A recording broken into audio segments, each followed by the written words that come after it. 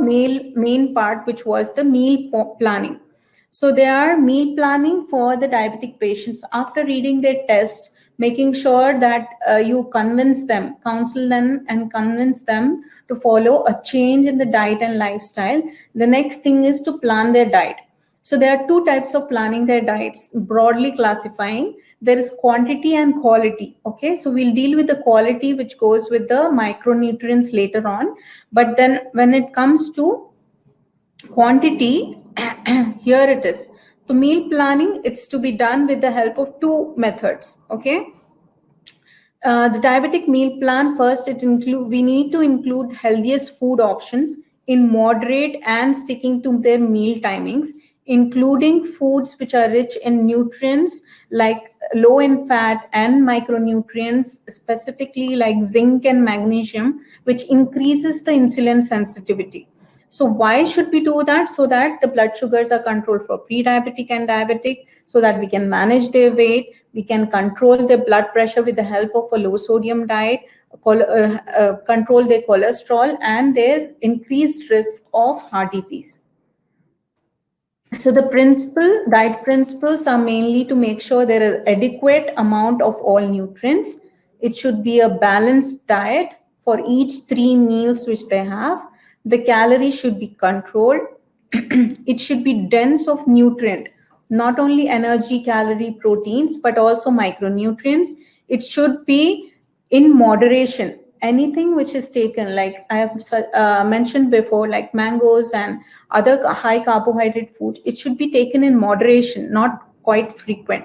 And there should be definitely variety in the diet, so that the person or the patient is able to follow and feel the diet can be acceptable and implementable.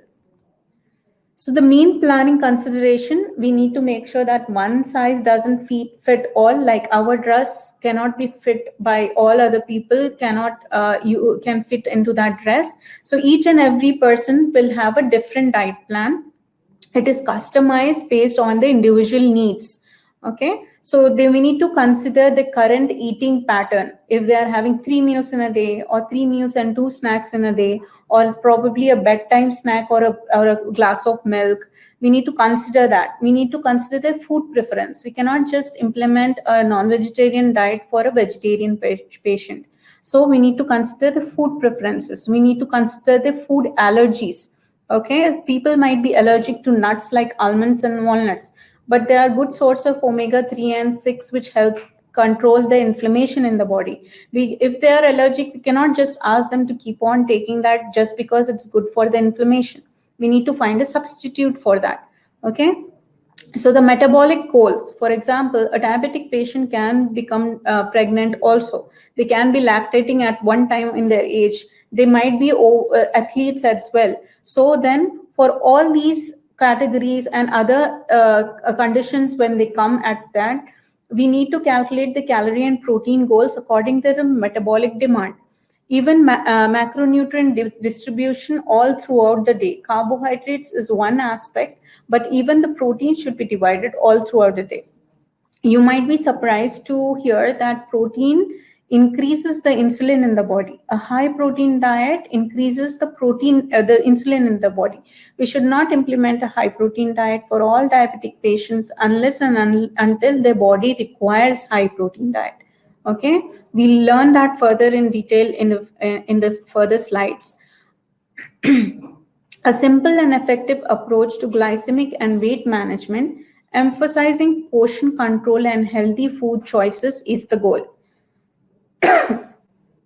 So the meal planning consideration, there are different meal plans throughout history. We have seen there is the Mediterranean diet, where it involves lots of raw food, omega-3 rich olive oil and olives, and raw vegetables incorporated into the diet with fresh water fish. Okay, that's a Mediterranean diet. There is the DASH diet, which helps control the blood pressure, where there is low sodium in the diet. Okay, and there is also the plant-based diets, which have all shown positive results in patients with diabetes.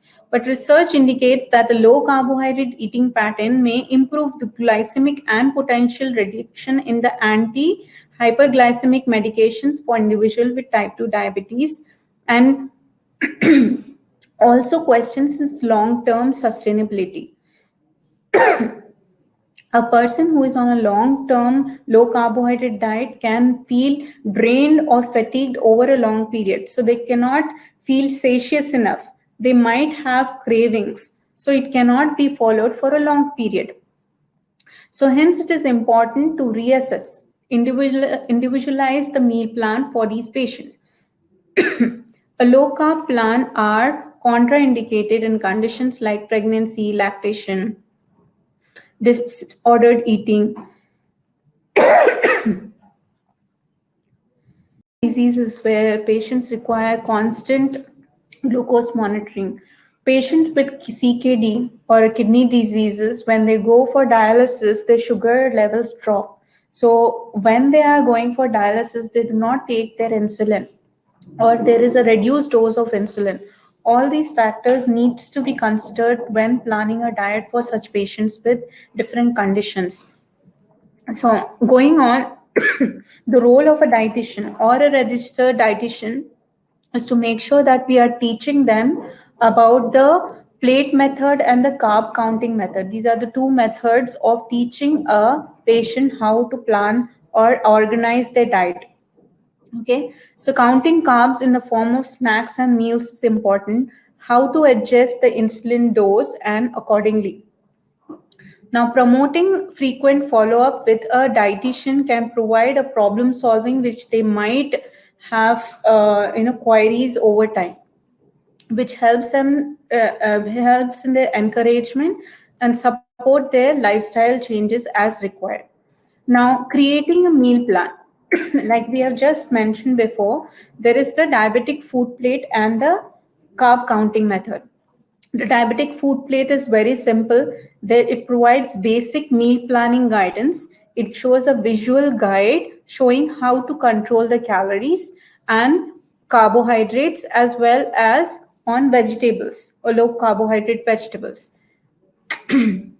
So how to create a plan, a food plate, that would be half of the plate should be of non-starchy vegetables, can be green leafy vegetables, it can be other low carb vegetables like loki turai, okay, in the form of curries, it can be in the form of salads like tomatoes, carrots, cucumbers with the help with the skin, and the quarter of the plate will be of protein. It can be from non-vegetarian or vegetarian sources. It can be paneer, legumes. It can be lean meat like chicken or fish. It can be lots of pulses in the form of thick dal, or else it can be a solid, just boiled dal as well, or legumes like rajma, black-eyed beans, or soya, which is really good for diabetic. And the rest quarter of the plate should be from grains, and the grains should be whole grains like brown rice can be help. It can be also millets like korelu,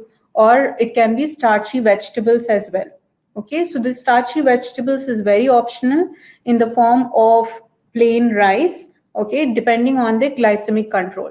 Now include good fats such as nuts, avocado in small amounts. Nuts like almonds and walnuts are really rich in omega 3 and 6 fatty acids, which I have mentioned. And adding food in the fruits in the form of servings, as along with dairy products like curd topped with a bit of pomegranate or sliced apples with the help with the skin, helps them enjoy the fruit itself with the dairy product. We need to also incorporate something like artificial sweeteners if required. If you feel that the patient cannot tolerate a diet which is devoid of any sweetness in the form of sugar, we need to make sure it is substituted with the help of sweeteners. Now this is how a diabetic food plate looks like. Half of the plate with non-starchy vegetables, a quarter with carbohydrates coming from whole grains or millets, or it can be starchy grains like rice. The next quarter will be from proteins. Okay, it can be both from veg or non-veg. And another, the protein should be the size of their palm, not your or my palm, but their palm, because their body, their palm designates the amount of protein they require. So the next method is the portion control. The portion control, like over here, you see that fist is a mark of about 30 grams carbs of anything. It can be of cooked cereal, not raw, cooked cereal, vegetables, milk, salads. Okay. Now handful would be about half cup or 120 ml of fruit or a fruit juice or a starchy vegetable.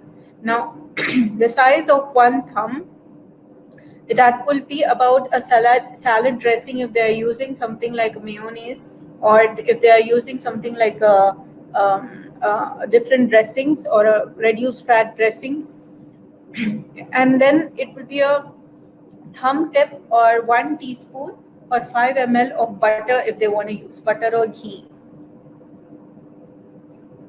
So if their cholesterol or triglyceride levels are well under range, we can make sure that we implement this. They can include ghee in their diet on a daily basis only if the cholesterol levels are in normal range.